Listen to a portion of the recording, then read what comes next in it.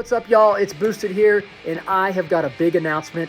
Look, No Prep Kings is back, but with a major shakeup. It is now going to be a team sport. We're going to have 8 captains, and they're going to do a draft. They're going to pick the racers who they will be with all year long. They're going to race until we crown the No Prep Kings champions. Among the 8 captains, 1 will be the people's choice. What that means is you, the fans, will get to pick who that will be. Thank you. If you want to participate, head on over to discovery.com/vote and go ahead and make your pick. You can vote every day throughout the month of May.